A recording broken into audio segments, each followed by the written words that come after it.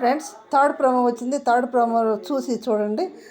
Third ప్రోమోలో మన Suman Shetty nominate చేస్తూ ఉన్నాడు. తర్వాత సంజన నామినేట్ చేసింది, తనుజ నామినేట్ చేసింది, డెమా నామినేట్ చేశాడు. చాలా రసవత్తరంగా సాగుతూ ఉన్నాయి.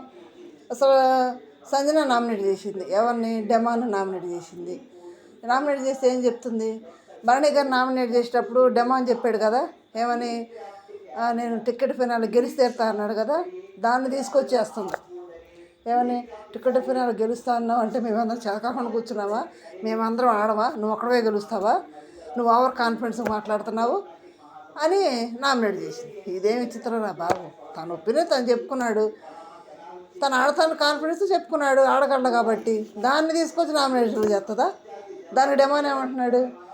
డెమాన్ తోటి వేరే ఇద్దరు పేర్లు చెప్పిందంట, నామినేషన్ పేర్లు ఆడబెట్టి వీళ్ళిద్దరు చేస్తుంది. ఎందుకు చేస్తుందంటే వీళ్ళిద్దరు నామినేట్ చేయడం అయిపోయింది, వీళ్ళు మళ్ళీ తిరిగి చేసేది ఉండదు, అందుకని చేసింది. నెక్స్ట్ రీతు నామినేట్ చేస్తామంటుంది. రీతు దీనికి క్యారీ ఫార్వర్డ్ చేయొద్దు అనుకున్నాను, కానీ నువ్వు చేస్తున్నావు, నాతో మాట్లాడట్లేదు, పలకట్లేదు అని మాట్లాడుతుంది. సారీ చెప్పినా తీసుకోవట్లేదు నువ్వు. నాకు సార్ ముందు కూడా ఎంతో బాధపడ్డాను నేను అని మాట్లాడుతుంది. కానీ క్యారీ చేస్తూనే ఉన్నావు, నేను సారీ చెప్తున్నా కానీ అని అంటే, ఇప్పుడు అంత పెద్ద మాట అప్పుడే మర్చిపోవాలంటే మర్చిపోతారా?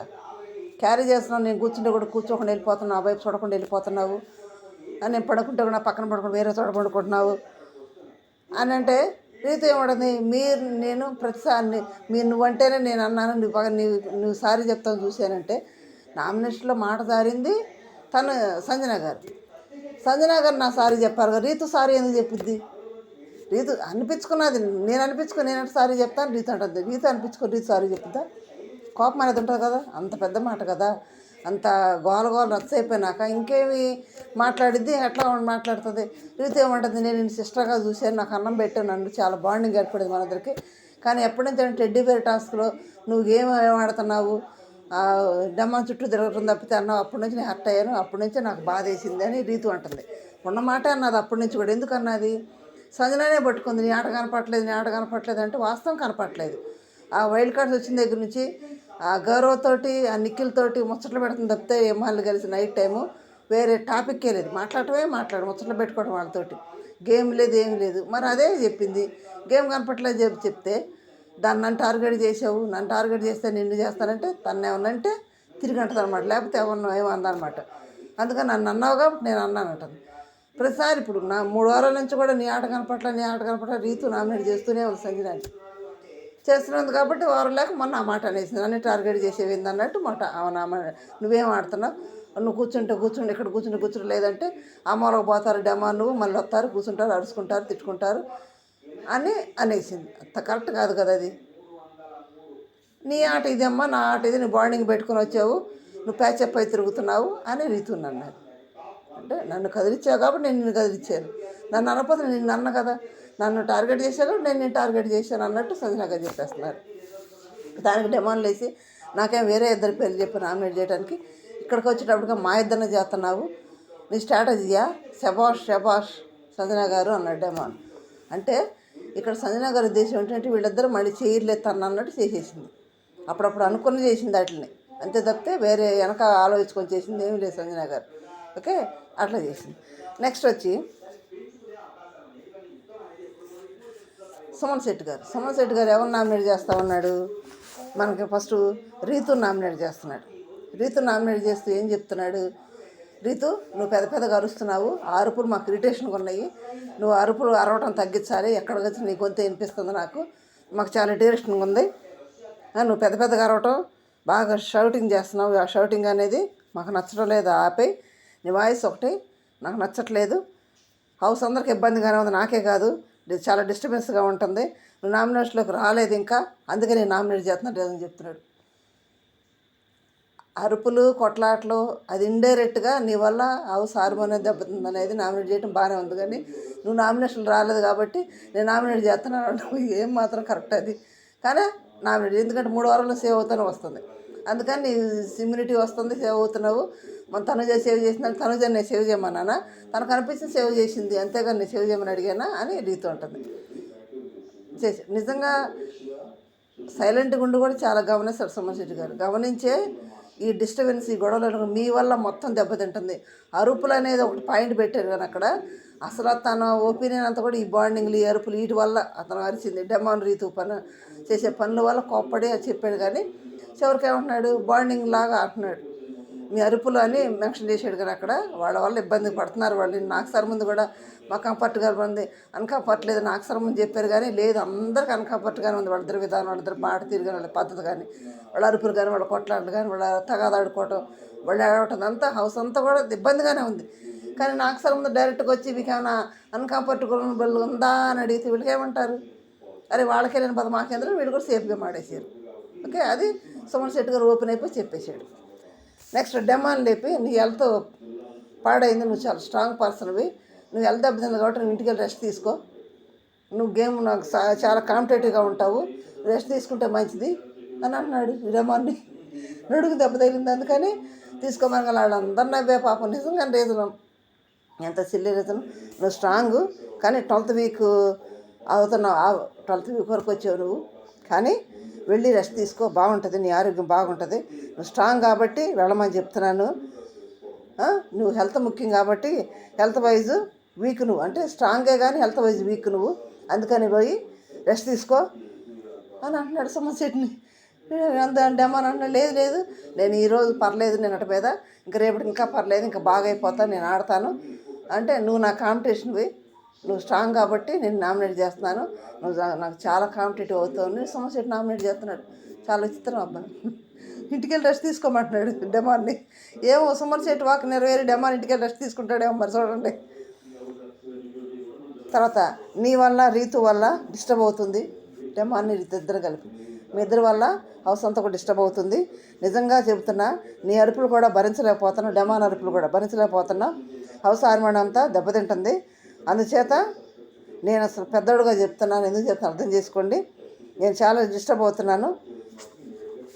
అంటే హౌస్ అందరికి ఉందో లేదో తెలియదు కానీ నాకైతే చాలా డిస్టర్బెన్స్గా ఉంది, నేను చాలా డిస్టర్బ్ అవుతున్నాను మీ అరుపుల వల్ల, అంటే వీళ్ళ బాండింగ్ వల్ల, వీళ్ళు చేసే పనుల వల్ల. అంటే సంజన బయటపడింది, సుమన్ బయటపడ్డా. సుమన్ కూడా పెద్దోడే కదా, భార్య పిల్లలు ఉండేవాడే కదా, ఆయన కూడా అర్థమైపోతుంది కదా ఏ మూమెంట్ ఎలా ఉంటుంది, ఎవరు ఎలా బిహేవ్ చేస్తుంటే అర్థమైపోతుంది. దాన్ని బట్టి తన మనసులో మాట ఈ విధంగా చెప్తున్నాడు. సంజన ఒక్కొక్కళ్ళు ఒక్కొక్క పాయింట్ ఆఫ్ వ్యూ లాగా ఆలోచిస్తారు, ఒక్కొక్క పాయింట్ రూపంలో పెడతారు.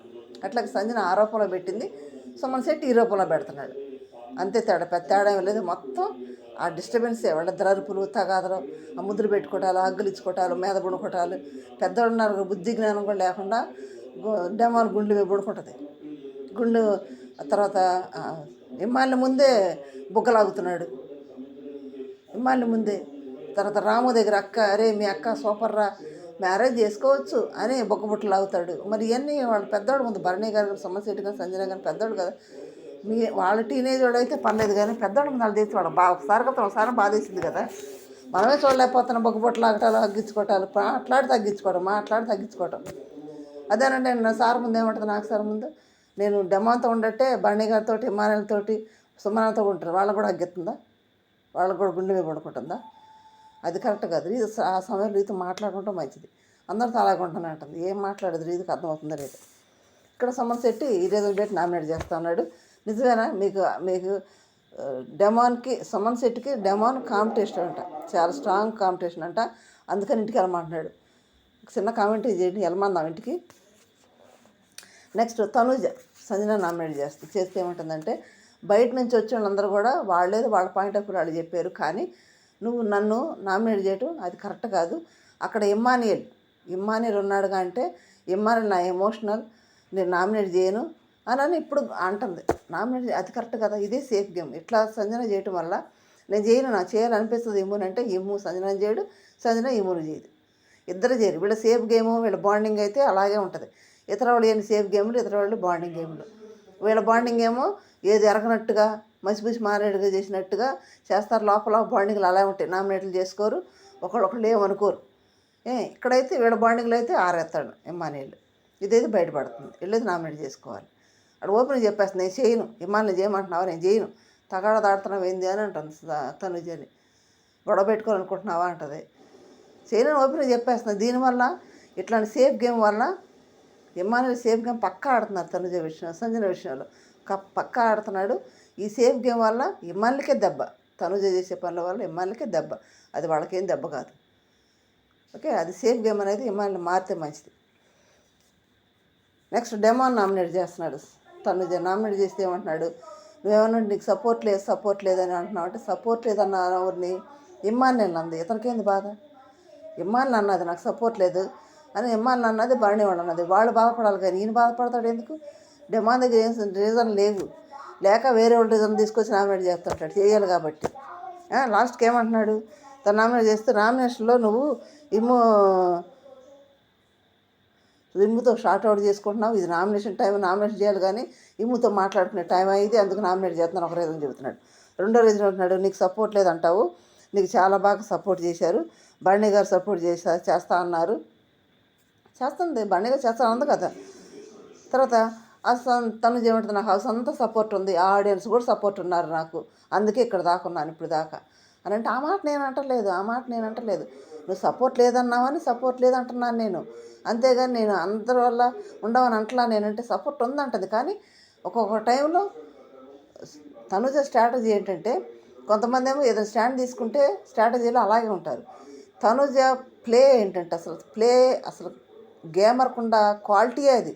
తనుజ మైండ్ ఏంటంటే, ఒక స్టాండ్ తీసుకుంటుంది, ఆ స్టాండు అక్కడ ఏదైనా సమయం ఏదైనా సిచ్యువేషన్ తేడా అవుతుందంటే వెంటనే ఆ స్టాండ్ని ఫ్లిప్ చేసేసుకుంటుంది వెంటనే. అది గేమ్ ప్లానింగ్, అది గేమర్ ఆలోచించవలసిందే. అది ఏ సమయంలో ఎలా స్టాండ్ తీసుకోవాలి, ఎలా తీసుకున్న స్టాండ్ని ఆ సమయానుకూలంగా ఎలా మార్చుకోవాలి, ఎలా చేయాలనేది నిజమైన గేమర్ యొక్క స్టాండ్. అది తనుజ స్టాండ్. తనుజ మెంటాలిటీ అంతా చాలా పెద్ద గేమరు, చాలా తెలివైంది కూడా. తనుజ ఒక స్టాండ్ తీసుకుందంటే ఆ స్టాండ్ ఆ సమయానుకూలంగా ఎలా మార్చుకోవాలో అలా మార్చుకుంటుంది. అది నిజమైన గేమర్ ఆటగాడి లక్షణం. తనుజ అలాగే చేస్తుంది. ఇక్కడేమంటున్నాడు, నాకు సపోర్ట్ ఉంది అందుకే ఇక్కడ దాకా వచ్చాను, నీకేమైనా ప్రాబ్లం అని అడిగింది ముఖం మీద, నీకేమైనా ప్రాబ్లమా అంటే నాకేం ప్రాబ్లం లేదు అంటాడు. మరి ప్రాబ్లం ఇప్పుడు ఎందుకు నామినేట్ చేస్తాను? అవును కదా సపోర్ట్ ఉంది, లేదంటది. సపోర్ట్ లేదన్నోడు మాట్లాడతాడు, ఇతనికి ఎందుకు డెమాన్కి అని కోపం వచ్చి వెళ్ళి తనే ఆ బాటిల్ తీసుకొని తల మీద కొట్టుకుంది. ఇది కరెక్ట్ కాదు కదా. సపోర్ట్ ఉందా అంటే, నిజంగా సపోర్ట్ ఉందా అంటే, ట్రైన్ టాస్క్ గేమ్లో తనుజ వెళ్ళి నేను కెప్టెన్ కాలేదుగా పోయినసారి జస్ట్ మిస్ అయింది డెమాన్, నాకు హెల్ప్ చేయమని అడిగితే, నీకు హెల్ప్ చేయాలంటే ఫస్ట్ రీతు ఉంది కదా, రీతుకు చేయాలి నేను, నువ్వు వెళ్ళి రీతుని అడుక్కో, రీతు ఒప్పుకుంటే నీకు చేస్తాను కూడా అనకుండా రీతు ఒప్పుకుంటే నీకు చేస్తా. రీతు ఒప్పుకుంటే చేసేది ఏంది?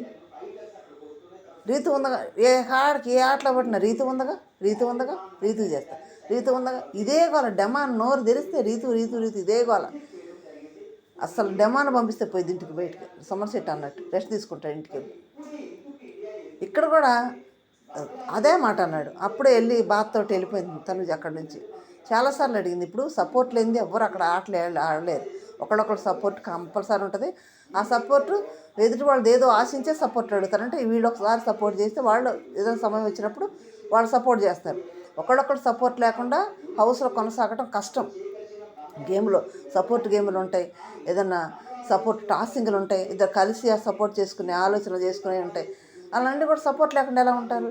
అది సపోర్ట్ ఎంతవరకు తనుజ అనేది సపోర్ట్ గేమ్ వరకే సపోర్ట్, మిగిలిన టైంలో నాకు సపోర్ట్ ఎవరు రారంట. అది వాస్తవం. ఏడ్చినప్పుడు ఎవరు బారు ఏడుతుంది ఎవరికైనా. గేమ్ వరకు సపోర్ట్ చేస్తారు, చేయలేదని ఎప్పుడన్నా తనుజ. గేమ్ వేరు, ఎమోషనల్గా సపోర్ట్ వేరు అంటది. ఏడ్చినప్పుడు ఓదార్చడం వేరు. చాలాసార్లు కూడా తనకి ఏదైనా బాధ వేస్తే కూడా, చాలా కష్టమైతే కూడా రీతు దగ్గరికి వెళ్ళి బాధపడే రోజులు ఉండి, డెమాన్ దగ్గరికి వెళ్ళి ఆపుకోలేకపోతున్నాను రీతు, నేను తట్టుకోలేకపోతున్నాను నా బాధ అని ఇమ్మానుల దగ్గర ఏడ్చుకుని చెప్పుకున్న రోజులు ఉన్నాయి, తన బాధ తట్టుకోలేక. తర్వాత భరణి గారి దగ్గరికి వెళ్ళి చెప్పుకుని ఏడ్చిన రోజులు ఉన్నాయి. అట్లా సపోర్ట్ లేకుండా, ఎమోషనల్ సపోర్ట్ లేకపోతే అక్కడ పేరెంట్స్ దూరంగా, ఫోన్లు దూరంగా ఉంటారు కాబట్టి, ఒంటరిగా ఉంటారు కాబట్టి ఎమోషనల్గా ఆదరించే వాళ్ళు లేకపోతే అక్కడ ఉండలేరు. ఇక సపోర్ట్ లేదంటే సపోర్ట్ ఉంది కదా అంటారు. సపోర్ట్ లేదని ఎప్పుడు అలా తనుజ.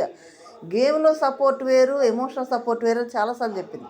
ఎమోషనల్ సపోర్ట్ నాకు లేదు, గేమ్లో సపోర్ట్ ఉంది అండ్ బండి గారు కూడా ఏమన్నాడు, ఎమోషనల్గా నాకు చెప్పుకోవడానికి ఎవరు లేరు.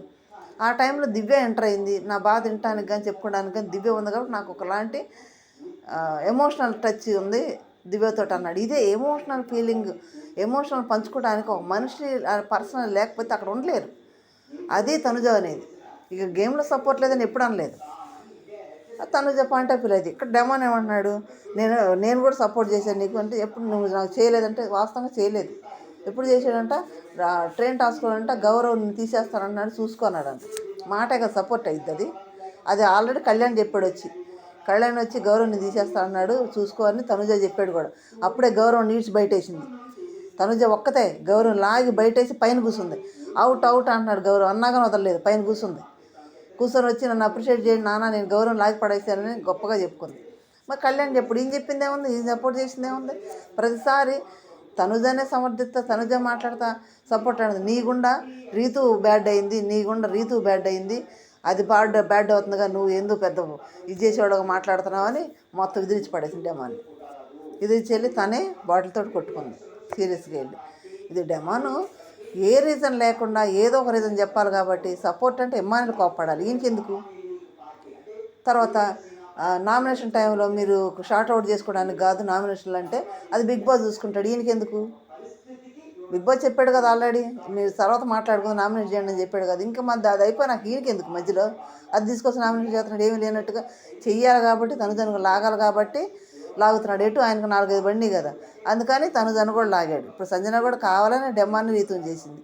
అట్లా వీళ్ళకి చివరికి వచ్చిన పర్ఫెక్ట్ రీజన్లు పెట్టి నామినేట్ చేయమని చెప్పినా వీళ్ళు ఏ ఒకటి అక్కడ తోచిన చేసేస్తున్నారు. బయటికి వెళ్ళే సెక్షన్లు అయ్యి చివరికి వచ్చారు కాబట్టి అది ఆలోచించుకొని చేస్తే బాగుండేది. నాకైతే నామినేషన్లు అన్నింటిలో కూడా సోమశెట్టి చెప్పింది ఇండైరెక్ట్గానే చెప్పింది, సంజన ఓపెన్ చెప్పింది, ఇండైరెక్ట్గా చెప్పాడు.